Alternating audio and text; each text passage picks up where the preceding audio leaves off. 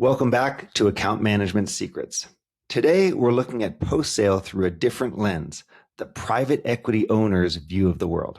My guest is Alan Gonsenhauser, an 11-time CMO who has worked with private equity portfolio companies for the past 5 years. And before that, he was at Forrester and Sirius Decisions, advising CMOs on growth and go-to-market strategy. Alan calls himself a customer capitalist, and his argument is simple. In a PE-backed company, the customer base is the asset. And your job as a post-sale leader isn't just to manage accounts, it's to increase the value of that asset for the investor. In today's conversation, we talk about why retention is a business issue, not a customer success issue, how to stop asking for budget and start framing your work as capital allocation, what PE sponsors are paying attention to during the 5 to 7 year value creation window, and why the CFO is the most important relationship a post-sale leader probably isn't building. I hope you enjoyed this episode of Account Management Secrets. If you're an account manager, you're the one keeping the business running. You own the client relationships, drive the revenue, and solve the tough problems for your customers. Most companies don't give account managers the training or recognition they deserve. That's what you'll get here on the Account Management Secrets podcast. In this show, we cover exactly what you need to succeed. If that sounds like what you've been looking for, hit subscribe and let's get into it. Hey, Alan, great to see you. Welcome. Thank you, Alex. Thank you for inviting me. Great to be here. Yeah, let me frame this a little bit. Our audience are people, professionals in customer success and account management. So this is the post-sales world. Now, you have spent a lot of time in your career helping companies to grow, particularly private equity-backed companies, and particularly on the marketing side. And so you've seen what it's like to make these decisions and resource allocations around growth. And I think it's really important for our audience to better understand how PE-backed companies think and how even the private equity firms themselves think, but specifically around, building the customer base as an asset. And so this is something I think is really critical to that overall thesis. And so, I just wanted to start there and get your perspective on, what is the thinking around the customer base as an asset, and how do people start to think about this? Well, to me, that's the biggest asset, and it's tied to future financial results. And every PE is different, but I like to consider myself what I call customer capitalist, because I think long-term financial results. What your revenue and your profitability was in the rearview mirror. You've got that information. But if you're trying to forecast forward, most companies, when they get beyond a certain point and they have customers, the ability to retain and grow your customer base becomes, especially as you get bigger and you move through kind of stages of problem market fit, product market fit, platform market fit. The more you progress, your customer base is a higher percent of your revenue. And it's easier to grow with your customer base than always looking for, new logos. So I think it's an extremely important part of growth. And what I try to counsel private equity investors in their portfolio companies is to do maybe a better balance of short-term versus long-term investments to grow revenue over time. And what I mean, some companies are very, very over-focused on demand and the current quarter. And because only about 5% of any company is looking to make a purchase in the current quarter, if you over-rotate on that 5%, and you don't do enough to build your brand to get on short lists of future pipelines, there's only so much you can do with a 5%. If they don't know who you are already and you haven't built your brand and built brand gravity, which seeds demand early on the front end, you probably won't have the biggest chance of getting that 5% anyway, no matter how much you invest in demand. So it's starting early. So there's before the sale and then there's after. I know you focus on post, but to me, when I look at growth, I look at three really important things. On the front end, I look at win-loss ratio. And the more people know you and they're predisposed before they get in the buying mode and you're on their short list, the higher chance you're going to have of winning deals on the front end. So that drives front end new logo productivity. But you also want to look at cohorts of customers and understand what segments have the highest gross revenue retention and net revenue retention. So ultimately, if you want to grow your business financially, you've got to find those customers that are easiest to get, which is win-loss ratio, keep gross revenue retention, and grow net revenue retention. And that's correlated to your future financial results. The other thing is, a lot of companies say they're customer-centric, and they pay a lot of lip service to it. If you look at the work that Fred Reichheld has done, Fred Reichheld, who actually started with NPS 20 years ago, he wrote a book called Winning on Purpose. And in that book, he has a new model, which is he's calling earned growth, which is net revenue retention plus the amount of customers you get from your advocates as real growth versus ones you have to pay to become new logos. And what he says is only 5-ish% of companies really have a wonderful, are completely customer centric and not paying lip service to it. And he's invested in the stock market with those companies that are really good with creating a unique, memorable, and differentiated customer experience. So if you do that, especially as you grow and you get bigger, to the extent that drives your net promoter score, your net revenue retention, your gross revenue retention, that is where growth is. So that's why I say balancing short and long-term growth. Don't just focus on the current quarter. You're going to need growth next quarter and next year.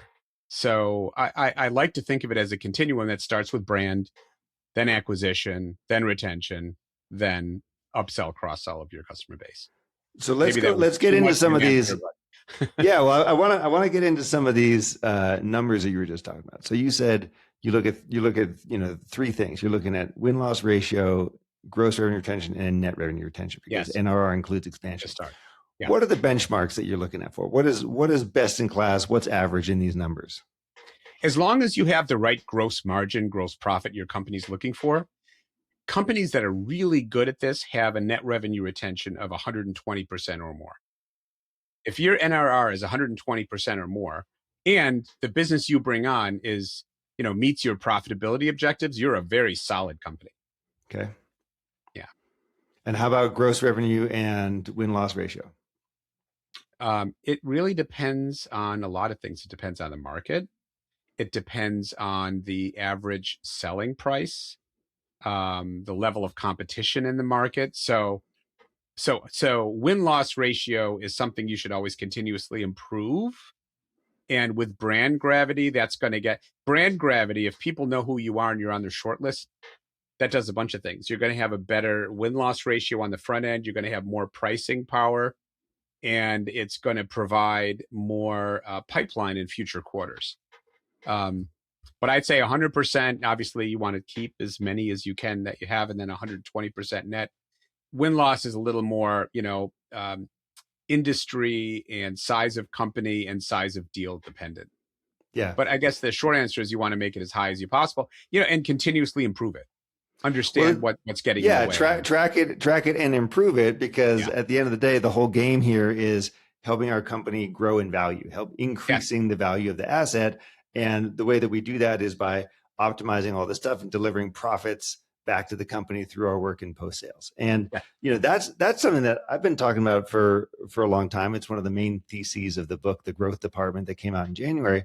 Oh, great. And to me, Alan, a lot of this comes down to, do we have really good understanding of what our role is, and are we communicating that effectively internally? Now, you have some interesting stories and articles that I've read about, specifically in the marketing field, but I think this also applies to post sale, about people just really missing the plot when it comes to what is the C-suite and what is the ownership structure of the board expecting from a leader in this area.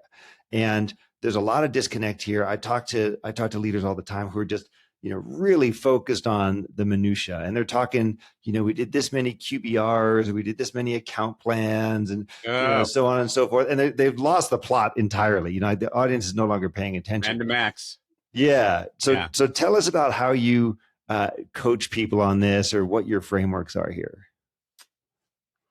Pick 3 things. You're still going to do 10 things, but pick the most important 3 things that are going to move the bar. And I will also say, it's a couple other things that are really critical for success here. One is cross-functional alignment. I've seen hundreds of companies in my travels that have been unaligned, and I'll give you a stat there. So I spent 6 years with Serious Decisions in Forrester mentoring CMOs. In the last decade, I've coached and mentored over 100 CMOs as part of what I do. I also come on as an interim CMO, and I help with projects like NPS 3.0 is one of the things I help companies with, which is related between marketing and customer success. But one of the founders of Serious Decisions, a guy by the name of John Neeson, did a study early on of 400 B2B companies on the level of alignment in different ways, that companies, that marketing, sales, product, and customer success need to be aligned. And across these 400 B2B companies, the findings were companies that got to alignment and were able to maintain alignment grew 19% faster and were 15% more profitable. So a lot of times the enemy is us versus the market or versus competitors. If we get on the same page, that really helps. That's really important. Something else that's really important is picking out the right ideal customer profile. It's related to what I said earlier. Those companies that are going to be easiest to get, keep, and grow. And that's not a marketing thing. It's got to be a general management thing. There has to be alignment around the ICP. First of all, marketing, sales, product, customer success. Retention is not a customer success issue.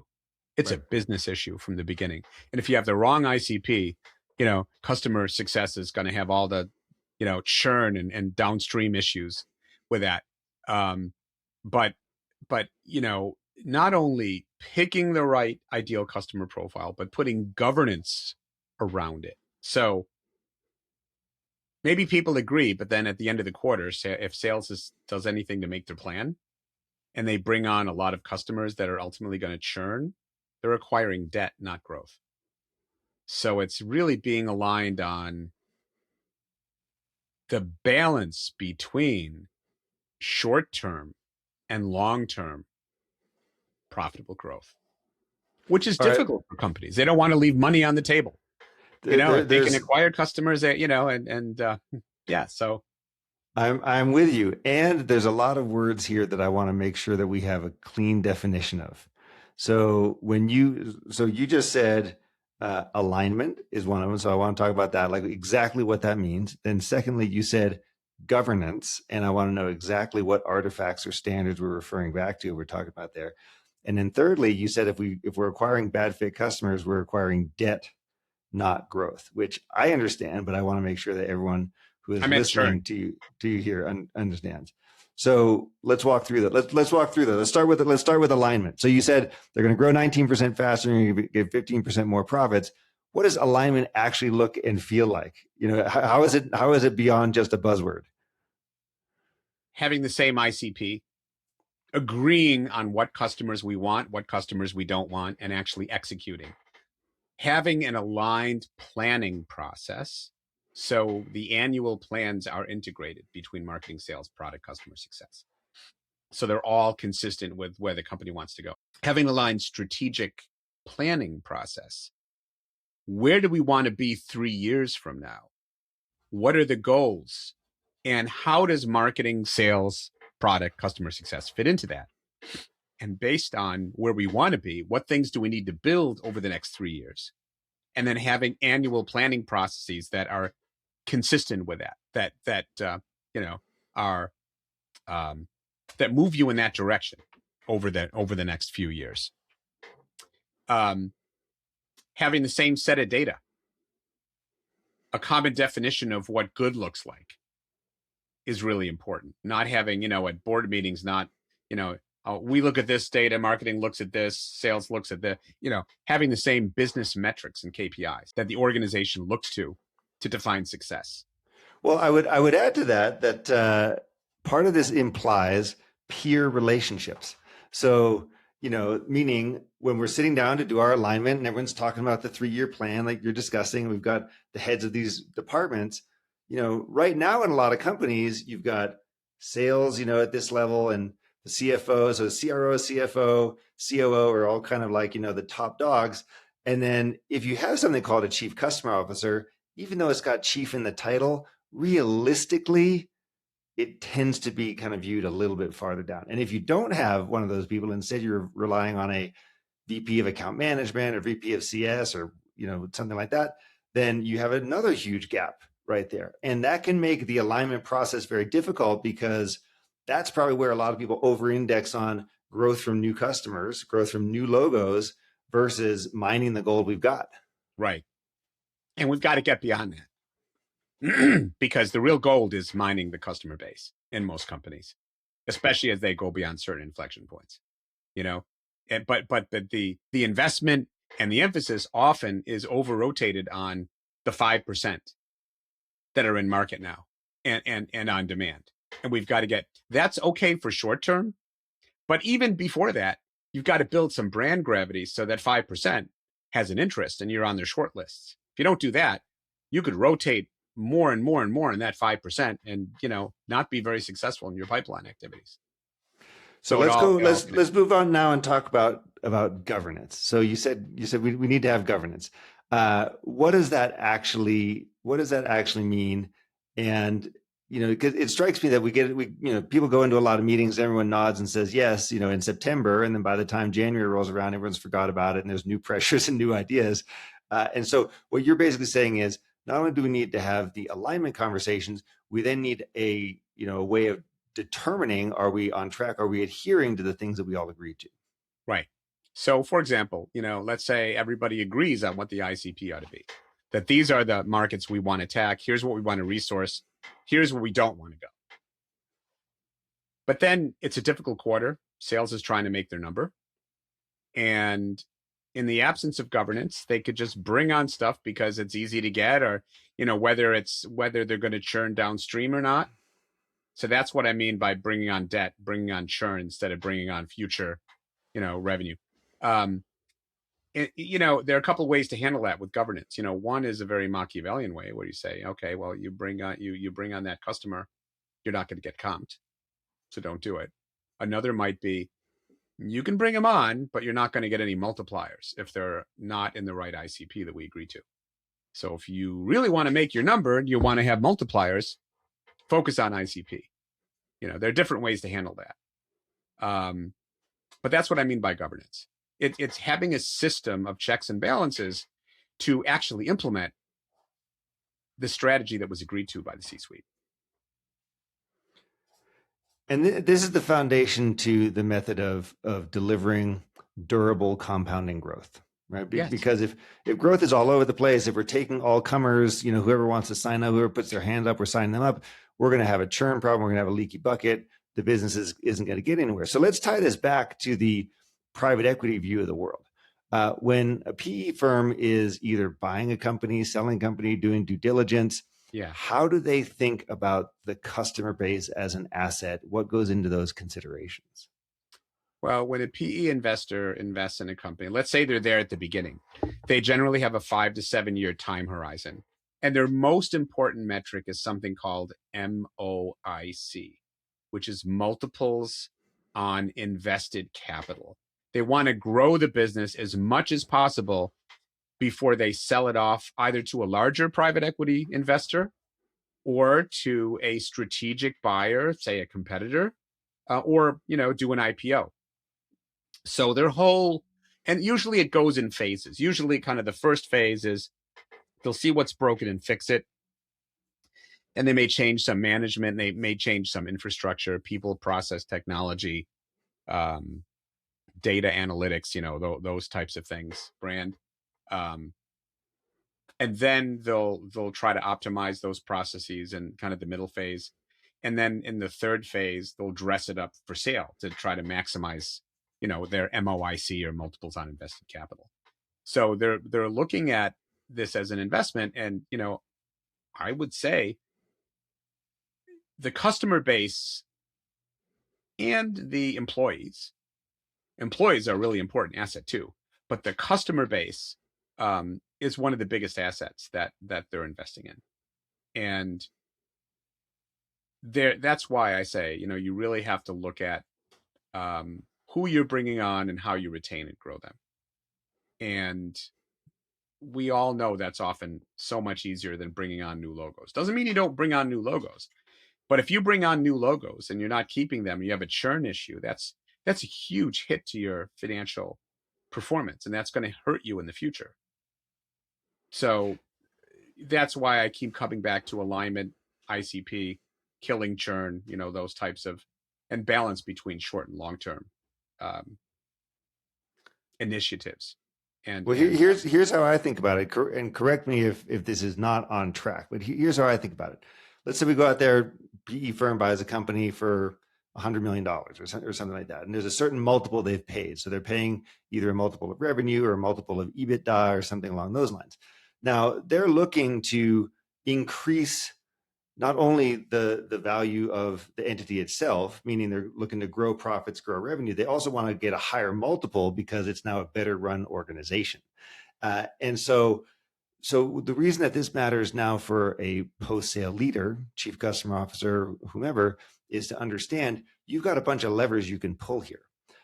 First, your only job is to increase the value of the company. It is to be to increase MOIC for your investor. That's your job. And if you do that job, great. And if you don't, then it's a different conversation. And so what can you do? You can prevent churn. So increase your gross revenue retention. And that can be process or technology or training or people or what have you. You can expand more, which is going to be roughly the same set of ideas. So we're expanding within our customers. Obviously, the sales or whatever. Mm-hmm. Yeah. Obviously, the sales team is going to be bringing in new clients, so we need to keep them as well. But every customer we keep is adding directly, not just to the revenue line, but more importantly to the EBITDA line. So it's adding profit to the business. It's a contribution margin to the business. So if my contribution margin stays the same or increases, and then the multiple on that margin increases because we're a better run company, then I'm doing my job. That's how I think about it. Yeah. No, totally agree. And has that message gotten through to people? I mean, you talk to C-suite people all the time inside these companies. Is that message landing? Sometimes yes, but I often see so much emphasis on the current quarter, so much on the current quarter and the next quarter, and a reticence to invest in brand gravity. And I think a lot of that is maybe because how it's framed. That, we should invest in brand, we need brand. I think it's important to frame things in business terms. Look, if we have brand gravity, that's going to result in future pipeline. It's going to, not just this quarter, but in the next few quarters in the next year, it's going to result in more at-bats. It's going to result in people putting us on short lists when they do go in market. It's going to result in better win-loss ratios on the front end. It's going to result in more pricing power, ability to price, and more flexibility, because it's building customer relationships that start from when people first know about you, and then onboarding. Once you acquire them, onboarding, how you treat them. And another thing I've seen too, if it's related to this, I mean, some people use Net Promoter Score as a vanity metric. Oh, we've got a good NPS, it's great, but they don't use it the way Fred designed the statistic, and that is as a method of continuous improvement. To really, it's really been bastardized. I mean, NPS score has developed a very bad reputation. But it's wonderful if you use it right. Mm-hmm. I mean, I've helped a few companies through. I call it NPS 3.0. Is you categorize the input. The promoters, the passives, and the detractors. You categorize them. You build a cross-functional team. There are a couple of videos on my website of Demand Revenue where I did just that with one company called FinThrive.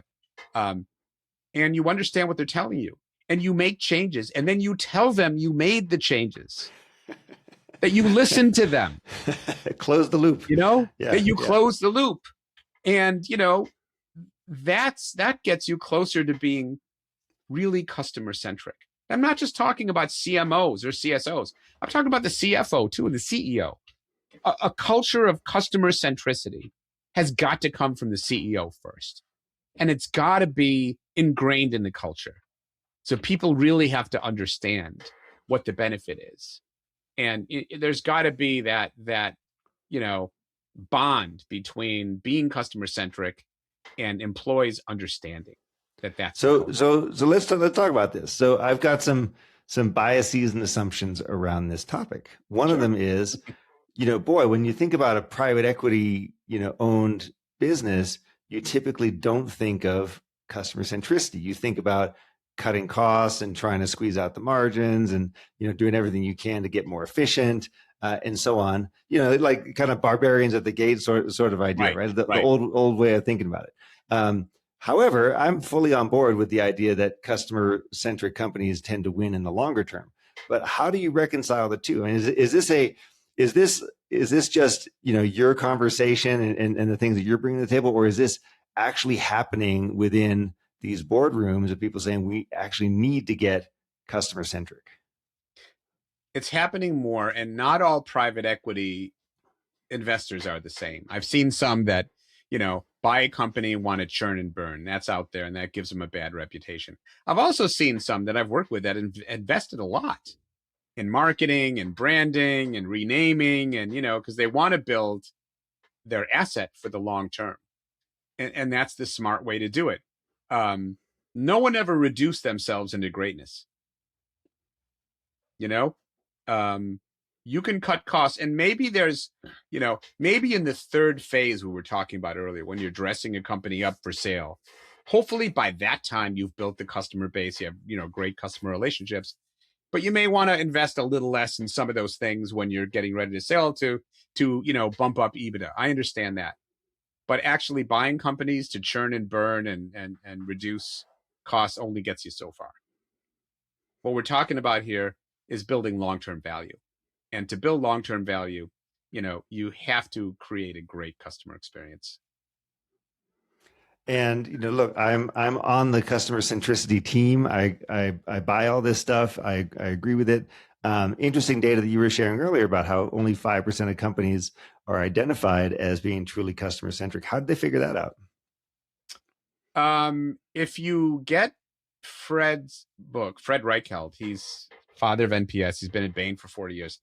He explains it in the book. And he actually said that he's invested in the stock market of those companies that he determines really are very customer centric, and he's made a lot of money in the stock market. But I wouldn't do it as much justice, but it's a fantastic book. I think every CEO and CFO should read it. It's called Winning on Purpose. Great. And as I mentioned, he's got a new metric in there he calls earned growth, which is net revenue retention plus the new logos you get from advocates, which is a throw off of having a great customer experience versus paying for new logos and just investing, So he has a process where he looks at that, and he gives a lot of great examples in the book too of companies that are very customer experience and why and what exactly they did. So Alan, I want to recommend that.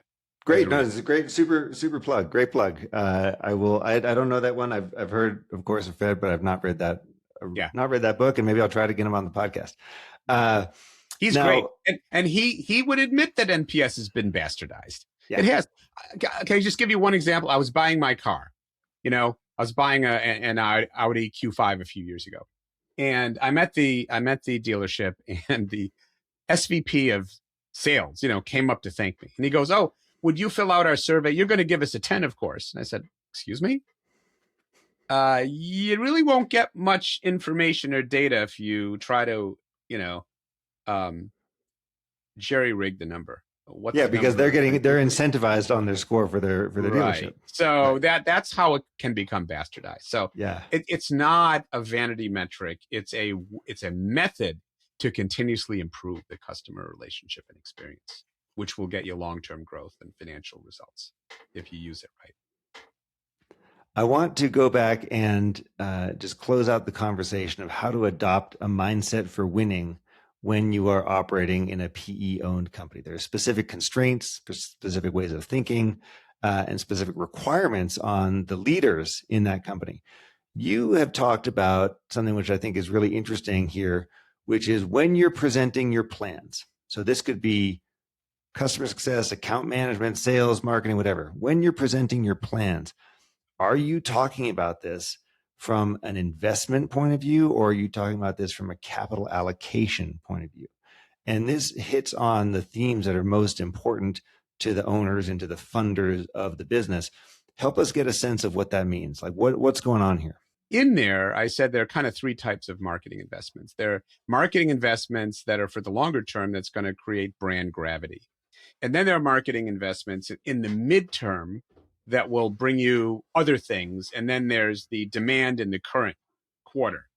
And when I structure those, I talk about investments, what I expect from those investments. I don't talk about them as costs or ask for budget.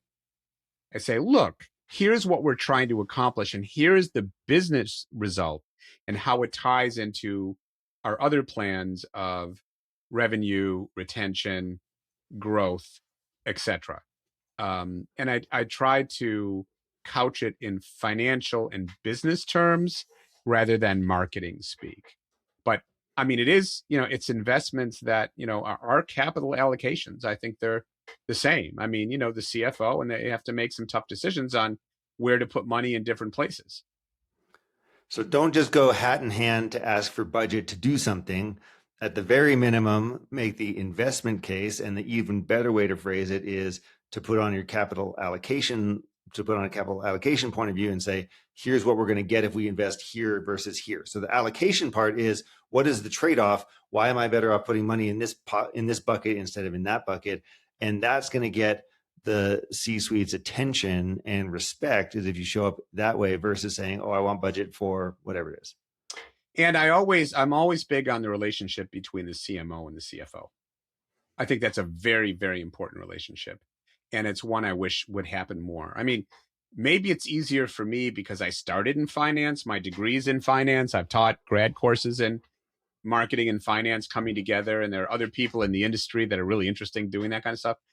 But I've always felt that was, I mean, when I went to Serious Decisions in Forrester, the first research brief I ever wrote was the relationship between the CFO and the CMO. I think that's just really critical. And it's even more critical. It's critical in every company. It's even more so in private equity portfolio companies, because if you don't have a good relationship and you don't speak the language, the CFO is the window to the board and the private equity investor. And I've had CFOs tell me, oh, I haven't heard marketing people speak like that before. Because I talk about long-term growth and I talk about customer experience and why it's so important. Well, this is what I want the post-sale leaders who are listening to this to come away with, is that you can do this. You can have this conversation. Yes. All right, last piece. I saw something from you where you were talking about retention, customer retention, churn, and stuff like that. And you were answering the question of, well, who owns retention, right? Like, whose job is this? And in the article, you said something, and you're either way ahead of me, or I've certainly not caught up to this particular point of view here, Alan. You said the CMO should put up their hand and say that they own retention. The CMO, it should be the CMO's job because of the ICP, because of defining the best customers and so on. They're the ones who should own retention. Of course, I think that the chief customer officer or VP of account management or head of growth, as I call them, should be the ones who own retention. Let's talk about that. How is it that in your construction, the CMO is the owner of that? I don't remember saying that. Maybe I did, and thank you for looking at my content.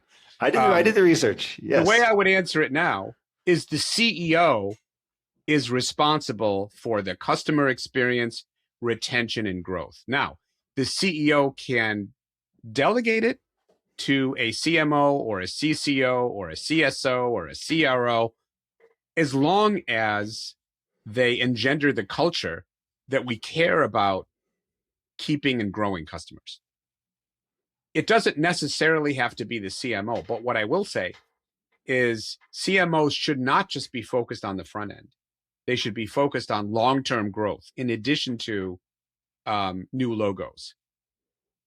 Doesn't mean, and I think the entire organization is responsible for retention. You know, it shouldn't be, oh, that's something in customer success or that's in marketing.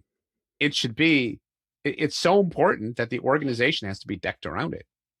You know, I think retention metrics and KPIs should be on every board meeting, every C-suite meeting.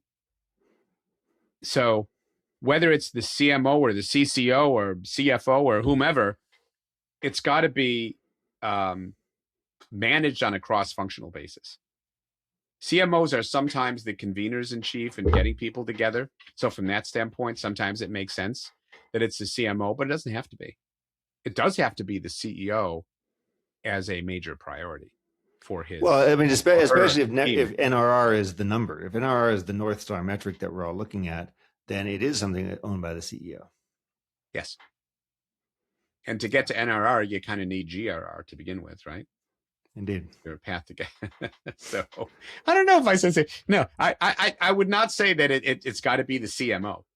It could be anyone, but it's got to be cross-functionally aligned and managed as a priority. Alan Gonsenhauser, thanks for being here. Appreciate the walkthrough on the mechanics of how to work with a PE-owned company. This is, you know, maybe new language for people, new way of thinking about how to interact with this group and to understand what their needs are. But I think we now have a much better picture about this. Any last words of advice you would give to someone who's in a post-sale role at a PE-backed company? First of all, thank you for inviting me, Alex. It's been a pleasure to be here with you. All I would say is what you do is really, really critical to the long-term financial well-being of your companies. So you should feel great about what you're doing to help drive, you know, the post-sale experience. Awesome. Thanks for being here. Thank you.